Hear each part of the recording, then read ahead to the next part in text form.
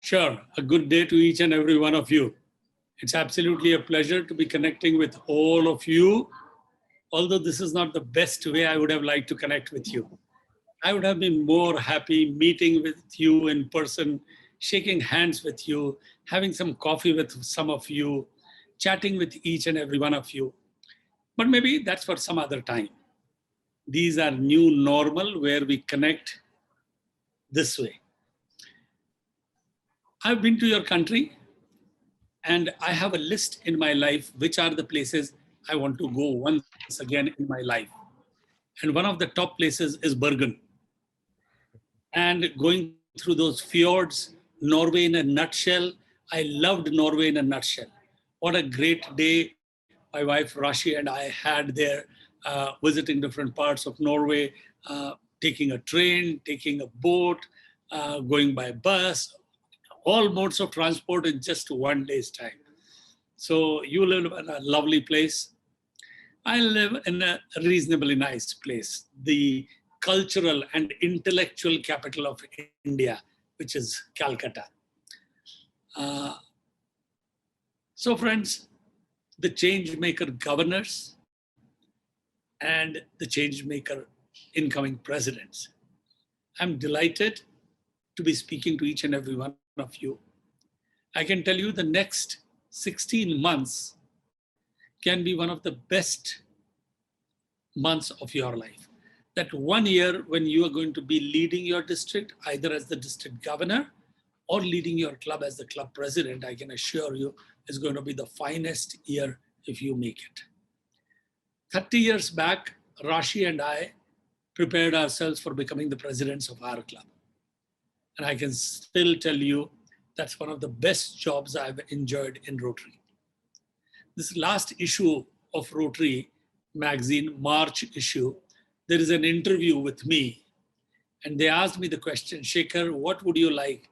To be the president of Rotary International or president of your club? My answer was president of my club.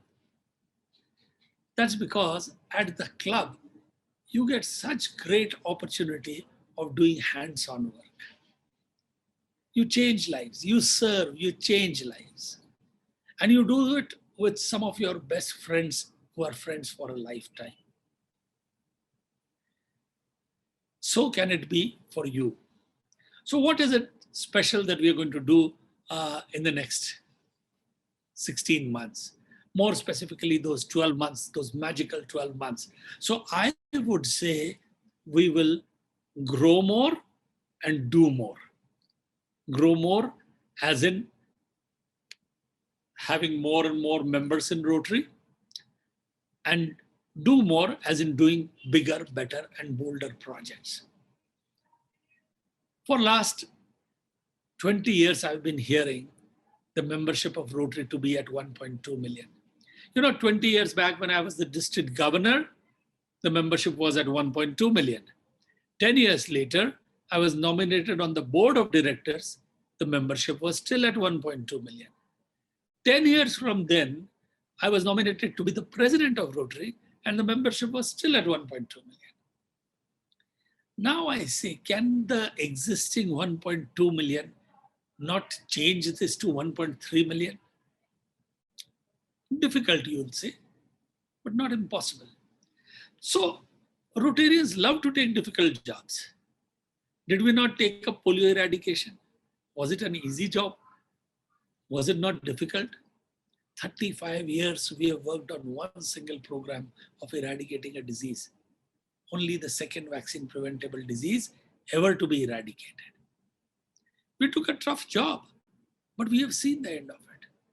So my friends, I tell you, in the next 16 months, we will change what we could not change in last 16 years. And that is take the membership to 1.3 million. It's not impossible. The vaccine for polio took 23 years to make. The vaccine for Ebola took only 5 years to make. And the COVID vaccine took only 9 months to make. So what 40 years back took 25 years can now be done in 9 months. So what has not happened in 16 years is possible to do in 16 months. And all I want is your leadership. Leadership is not about data. Leadership is about passion, about having goals and trying to achieve them along with teamwork. So I would request, go and please speak to each and every member of your club. To each one, bring one. Not a difficult task. You want me to show you, we are about 77 people here. And they say membership in your area is not growing. So Eric, I'll just show you how it can grow. Let's see, in the next 16 months, how many of us here will get just one member into Rotary? Only one member. Can I see a raise of hands? How many of you can get one member in Rotary in the next 16 months? Please keep your hand up. Oh, wow, this looks great. Nearly everyone. Wow, so let me take a picture. Who says membership is not going to grow in Norway? Let me see the next screen. There are 4 screens. I've just seen one. Let me see the next screen. Oh, wow, all hands up here too. The 3rd screen. Wow, all hands up here of as many people as I can see. This is great. So, Eric, you are the incoming governor. I'm already doing half your job. I have got so many people raising their hands, they will get one member. Now my request is, each of you, the incoming presidents, go and do this with your club members. Go and ask them how many of you will get. And I tell you, the result will be amazing. I have asked this question to more than 25,000 people from across the world, whether it was Australia, Japan, New Zealand, England, America, South America, Africa, Asia, everywhere. The response has been 90% plus people have said, yes, I'll bring a member. All that is needed is a follow-up. People who've just now raised their hands, they all mean what they have said. We are Rotarians. When we raise a hand, we mean, yes, we will do it. But oftentimes, we forget about it. If only someone reminds me, I will not forget. So Eric is going to ensure that he reminds every club president, and the club presidents will ensure that they remind the club members. That's all, gentle reminders. We don't want to push anyone to get members. It is voluntary. I just asked you and you raised your hands. I did not say, why are you not raising your hands? So the result can be there. So, and when we are getting these members, let us remember that we need to focus on younger members and also on women members. I'm just now sitting in a hotel lobby. I was downstairs 5 minutes back at a very unique program. It was an event, a conference organized only for women Rotarians from this district. So today they added 45 new women Rotarians in that district. And all of them were there, and I took a picture with them. Amazing sight it was. That's because this governor, he's the current year governor, he says, no, I will ensure that each one will bring one. And I agree, why wait? It's a good thing if Rotary's membership grows. And I'm sure each of us will only bring quality and good members. All of you who raise your hands, if I once again ask who will not bring a quality member, nobody will raise their hands, because all of us will get good members into Rotary. And we will ensure that each of these members that we bring into Rotary, they remain in Rotary. Retention is as important as getting new members is. And for retention, engagement of Rotarians is going to be very, very important. And I'm sure we all will ensure that these Rotarians are engaged. The pandemic has shown us great ways of engagement. A little later, just about 45 minutes or 1 hour later, I'm going to a Pets in America.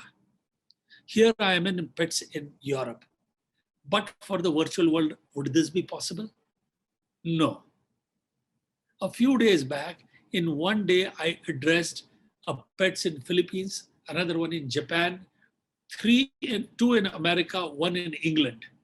Just in one day's time, I addressed 2,500 presidents from across the world.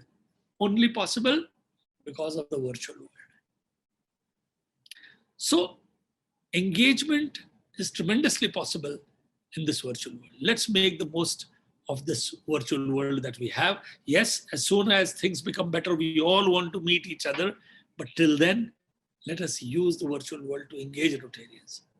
My own club, Rotary Club of Calcutta, Mahanagar, at one regular weekly meeting, my club has 90 members.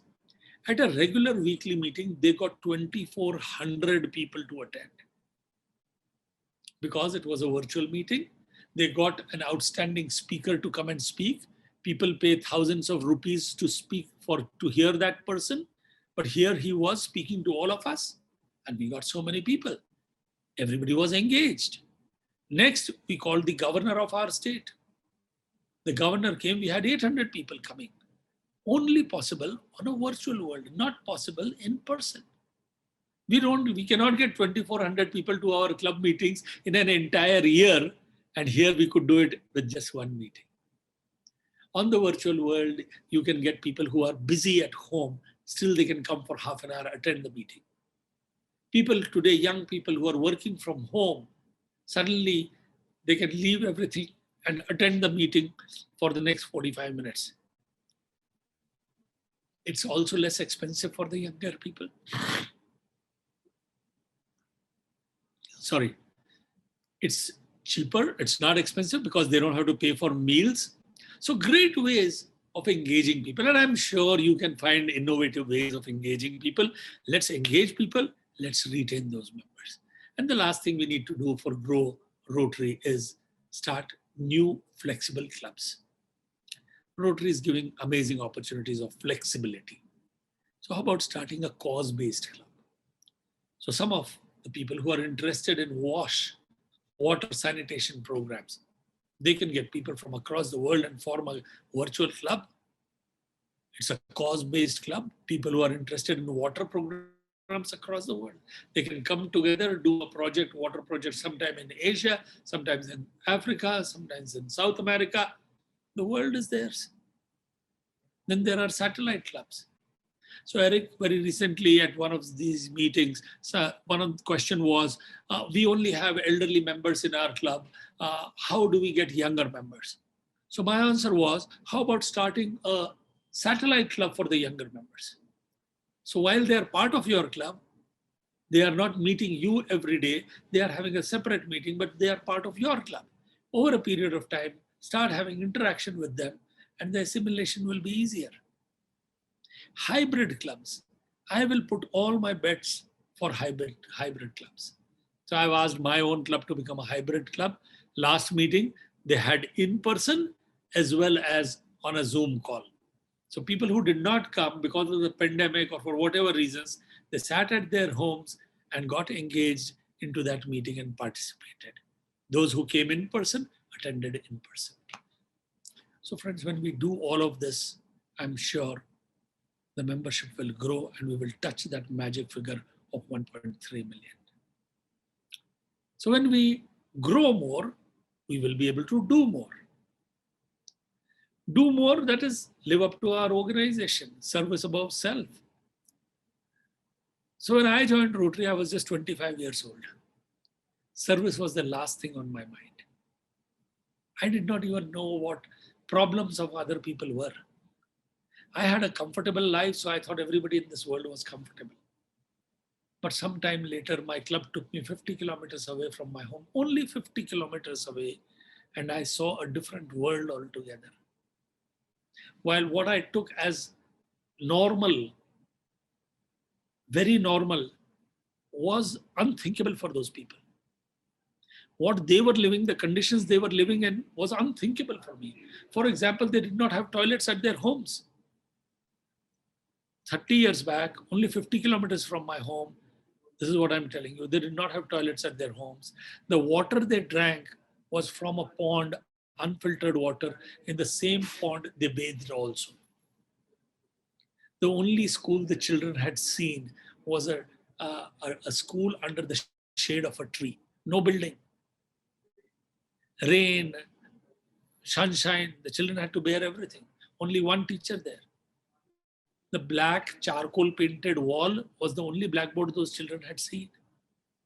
Now I realized this world is divided into two types. One where there is enough, abundance, plenty, and the other where these basics are lacking. What you and I take for granted is not even available to those people. For you and me, I go to the washroom, I open the tap and water comes out. For them, for getting one bucket of water, they have to go 2 kilometers, 3 kilometers away. So as Rotarians, we have the power of trying to reduce this disbalance. We can take from where there is enough and try to provide it to people who do not have enough. And so we can do it in our community, or we have to do it in places where there is a need. For example, in your country, you may not have enough opportunities because everything is taken care of by the government. Or maybe everything has already been provided for. But how about doing some work in Africa, in Angola, in Honduras, in Nepal, Bangladesh, India? How about doing some work in El Salvador or Cote d'Ivoire? These are places where what you think is very simple and easy is not even available to them. And I'm aware Norway does some great projects and programs on global rights. Please go ahead, do those programs, do more of them. If global rights may not be possible, how about connecting directly with them and doing projects there? The world is now a village, especially with the virtual world. It has shrunk even more. And next time, do not just write checks. Do not only give away DDF. Even see those projects.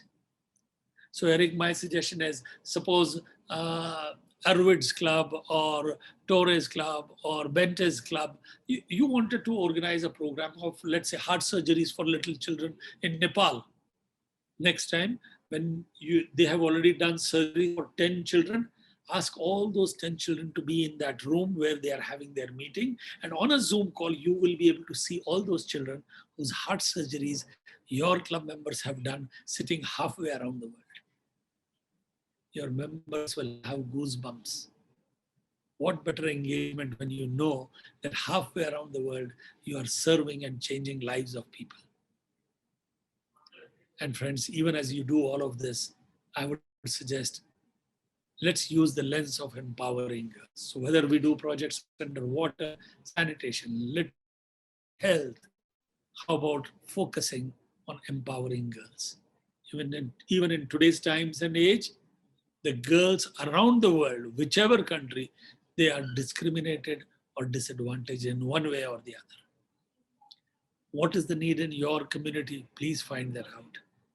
Can we help the condition of the girls to become better? And if you find there is equality about everything in your part of the world, then how about helping in Africa, in South Asia, in South America?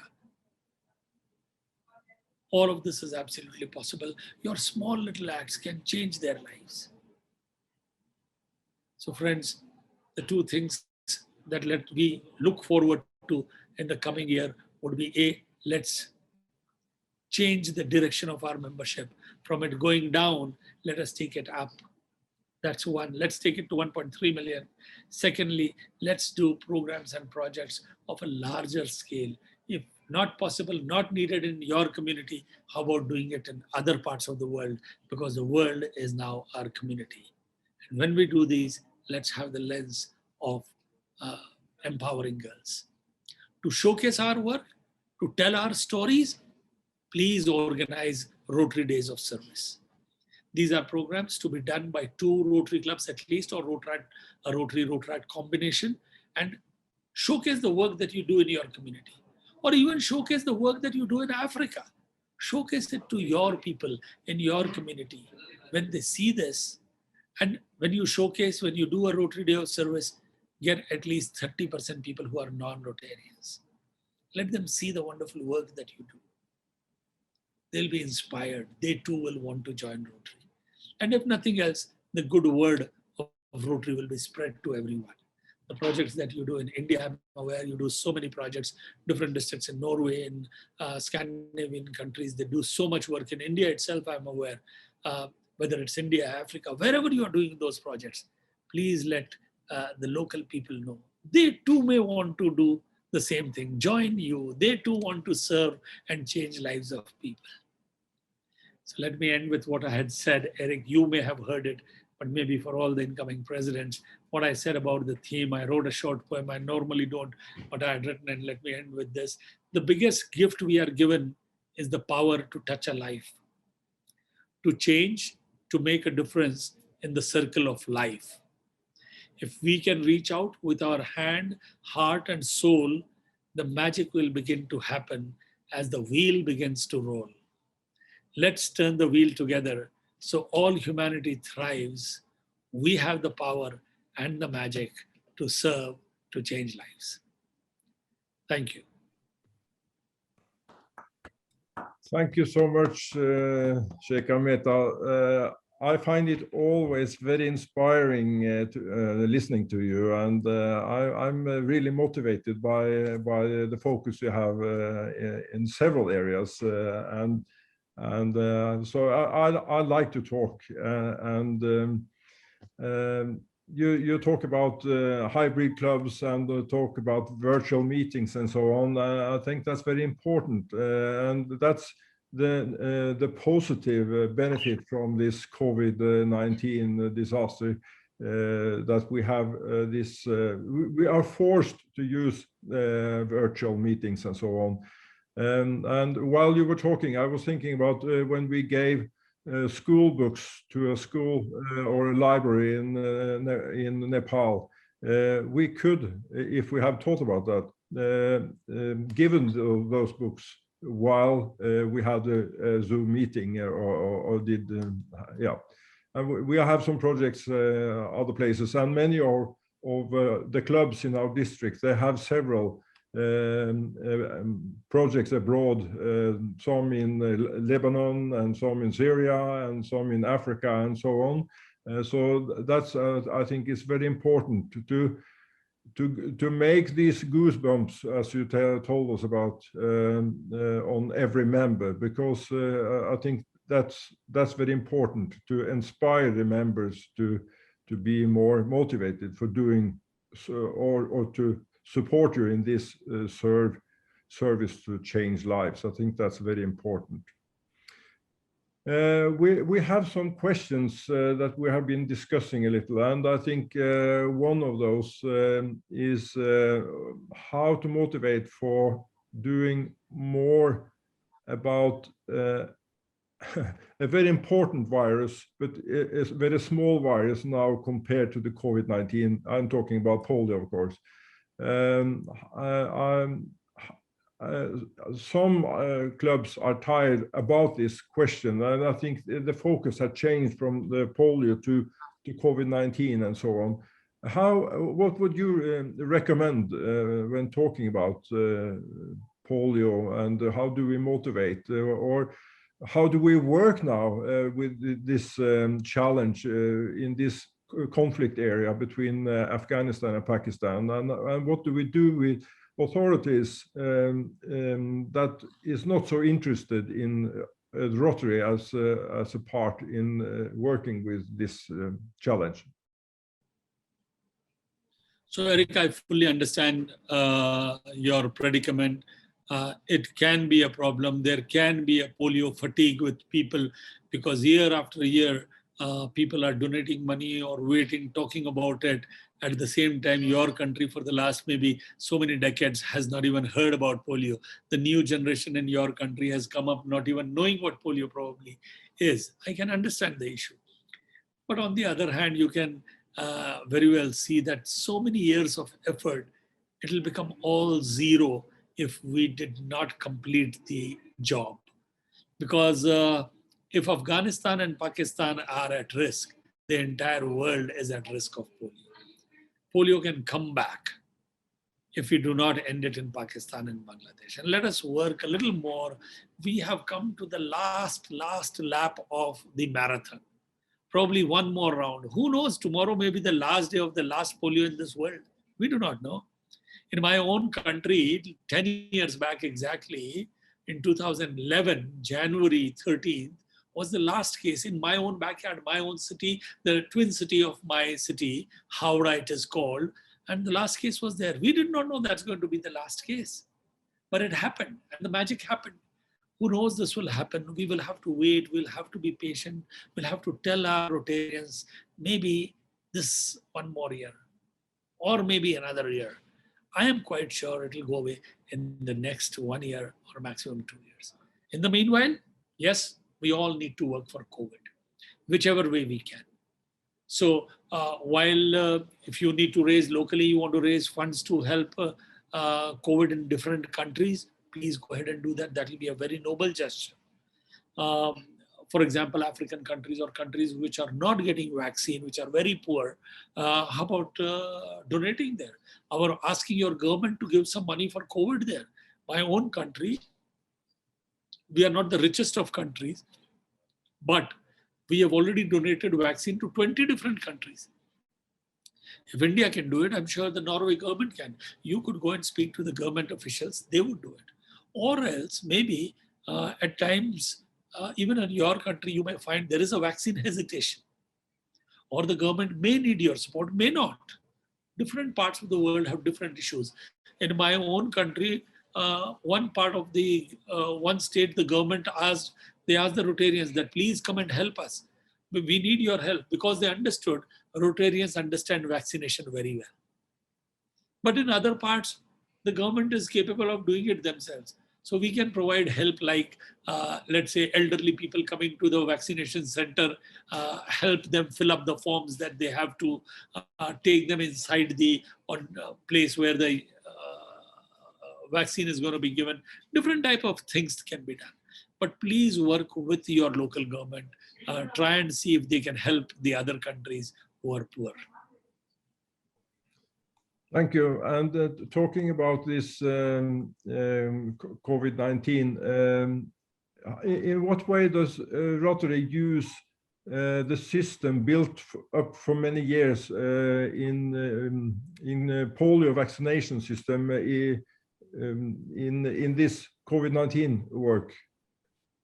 So, you know, it is not very visible, but the fact remains that over the years we have built, let's say, cold chain. The entire cold chain system in the country has been built. We have worked in the health sector so much as far as polio is concerned. For 30 years, we have built those systems. Now, the same system is being used for COVID, but at times it does not even strike us that it is that system which is getting used now. So we also need to, we are doing there is a task force for COVID around the world, and the task force includes Holger, myself, and Jennifer. It includes K.R. Ravindran, John Jum, and the incoming trustee chair after John Jum, that's Ian Risley. 6 of us are part of that, and we are telling people of the great work that Rotarians did at polio time, and that is giving results today when it comes to vaccination for COVID. Great, thank you. Enough about that. But another disease you are trying now, or has a goal as a goal to eliminate, is malaria in Zambia. Could you tell us a little about that, because that is a new focus, I think. Yeah. So it's not a new focus actually. Okay. It falls under disease prevention, and a new program was started, and which is called the Program of Scale, where Rotary decided, Rotary Foundation will fund up to $2 million for a program that will be on a large scale, because we wanted impactful, sustainable, large-scale, visible programs. And different parts of the world, different clubs and districts applied for this grant. It was a competitive grant, and the one in Zambia for the malaria program won it. Next year, it could be a literacy program. The year thereafter, it could be a WASH program. So it is not that the focus has shifted to malaria. This is one global grant which is a program of scale. That's the name of this grant. And not only 2 million has been given, there is a 4 million funding along with it. So it becomes a totally $6 million project, which is for malaria protection. So it's a good program. I mean, a lot of people get affected by malaria in Zambia. So it will create a big impact because 6 million is a big amount of money. Yeah, that's a large amount. So I think that's very good and very interesting because malaria takes a huge amount of a number of lives in Africa, actually. So that's a big problem. We have a question about the environment. That's a new focus area, and that's also part of the UN sustainability goals. Could you say something about how Rotary is going to work with that focus area? So, Eric, Rotary International is not going to work on environment. We Rotarians at our club are going to work on environment. Any work, Rotary International or the Rotary President or the Rotary Foundation only shows us the map. We have to do the walking. And we do it very well. So the clubs are at liberty to take programs and projects. And you must have received, the current governors, the presidents have received an email as to what all, and you must have also received, what all can be done under the area of focus of environment. For example, very simple, let's start planting trees. And the entire world needs trees. Even your country needs more trees. There's no harm. Very simple. How about say no to plastic? How about lesser use of plastic? How about protecting the flora and the fauna? How about helping save animals? How about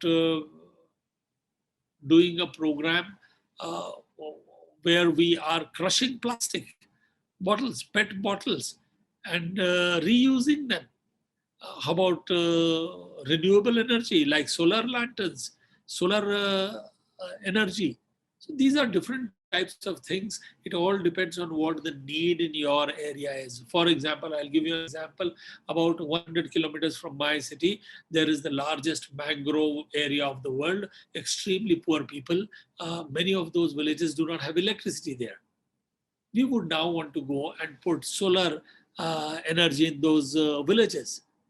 So it's good. My neighboring district governor said that he is going to plant 1.2 million trees. Why 1.2 million? Because we want to plant one tree for every Rotarian around the world. So Eric, in India, there is one tree in your name also. Similarly, the other governor said, oh, that's a good idea. We too will do the same project. So more and more people are joining. You too could go ahead and say, okay, over the next 2 years, we'll plant 1.2 million. Over a period of 3 years, we will do that. Whatever you would like to. That's great. Thank you. Thank you for that, Shekhar Metha. I see that we are 4 minutes past the scheduled time. Do you have time for one more question, or are you run out? Sure. Okay. How much time do we have?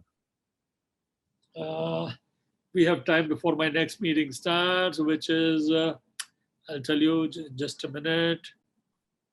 1 second. My next meeting starts at, I have another 10 minutes. Okay. Then I'll ask one question.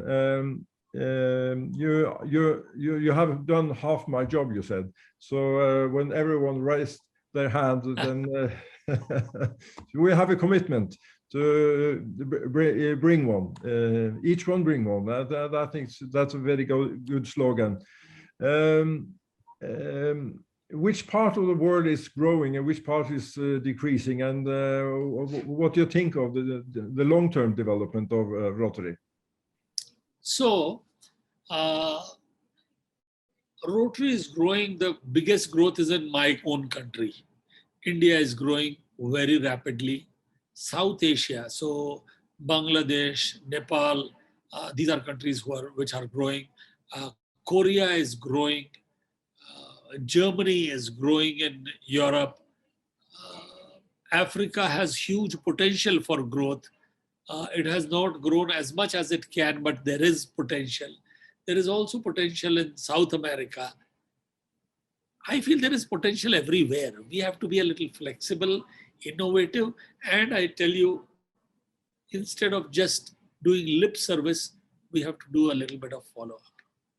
Eric, over 35 years, I have seen one after the other foundation goals that we set. We have always met the foundation goals. We have surpassed them. In 1985, we wanted to raise $120 million. In 1988, and we raised 240 plus. In the 100th year of Rotary Foundation, a few years back, we wanted to raise $300 million. People thought it was too big, but we achieved it. Last year, we raised $400 million despite the pandemic. That's because we do a good job of following up.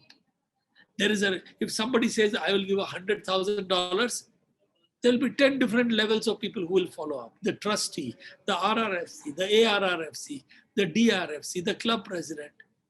But you tell them you'll get 10 members, I wonder if anybody is even going to follow up with that. So today that we raised our hands, if we go and make it a grassroots level movement, so let membership development, bringing in one member is an individual responsibility, not a collective responsibility. Each of us do our part, and the sum total will become so big that we will reach that figure that we have to.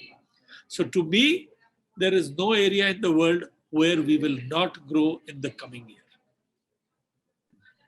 That's great. And we'll do our job. If each of us does, if I do my job, you do your job, we will do it all together. And I think your expression is very good, calling us change makers. So that's what we can do. We can make a change if we want, and our clubs can make changes if we want. So I'm very inspired by that. Then I think, Shekhar Metha, I would like to thank you so much for participating in our pets.